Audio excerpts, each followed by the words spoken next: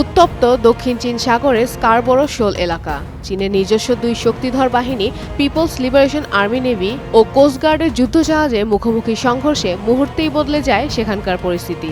ঘটনাটি ঘটেছে ফিলিপাইন কোস্টগার্ডের ছোট টহল নৌকা বিআরপি সুলুয়ানকে তাড়া করার সময়। আন্তর্জাতিক সংবাদ মাধ্যম নিউজউইকের এক প্রতিবেদনে বলা হয়, সংঘর্ষ এতটাই ভয়াবহ ছিল যে সিসিজি 3104 এর সামনের অংশ মারাত্মকভাবে ক্ষতিগ্রস্ত হয়ে মুহূর্তেই অচল হয়ে পড়ে।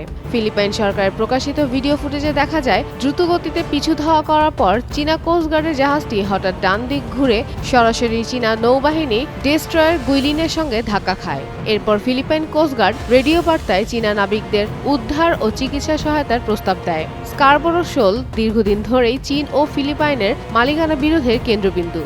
2016 সালে হেগের আন্তর্জাতিক সালিসি আদালত চীনের প্রায় পুরো দক্ষিণ চীন সাগরের মালিকানা দাবি খারিজ করলেও বেইজিং তা মানতে অস্বীকৃতি জানায়। ঘটনার দিন ফিলিপাইন কোস্টগার্ড ও মৎস্য বিভাগের যৌথ মিশন স্থানীয় জেলেদের জন্য খাদ্য ও সরঞ্জাম পৌঁছে দিতে গেলে প্রায় 10.5 নটিক্যাল মাইল দূরে চীনা নৌবাহিনী ও কোস্টগার্ড তাদের পথ রুদ্ধ করে। এই ঘটনায় চীনা কোস্টগার্ড অভিযোগ করে, ফিলিপাইন মাছ ধরার নৌকা সরবরাহ দেওয়ার অজুহাতে চীনের সমুদ্র সীমায় প্রবেশ করেছে, তাই আইন অনুযায়ী তাদের তাড়িয়ে দেওয়া হয়েছে। তবে সংঘাতের বিষয়ে তারা মুখ খোলেনি।